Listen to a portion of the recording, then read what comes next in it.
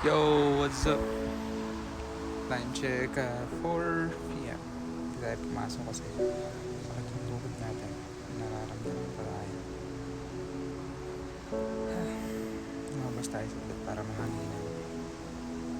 So, nagkaroon tayo ng ah, sakit sa tuhod.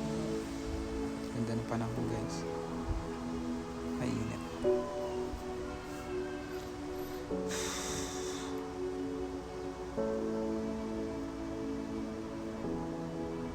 Nakapagod.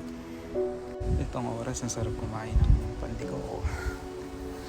Pilipinas ka. Sis, magkakape.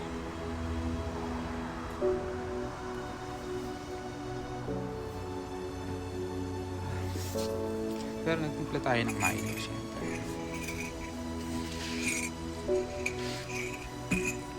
Wala tayong pambara, puro panudak.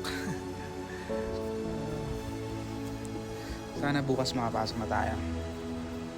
Kasi 2 days tayong rest day, tapos 2 days tayong nagalingan natin yung sugat natin sa tuhod na malalim. Mas back to work agad. Ganun talaga. Sariling gamot. Sarili mo lahat. Ito sa ibang bansa. Hindi madali, hindi mahirap. Sakto lang. Kaya naman. Tiis lang.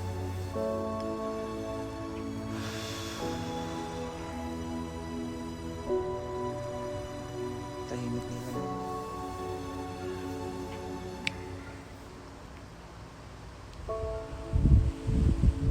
Pero alam niyo, minsan nakakapiling ng sobrang katahimikan.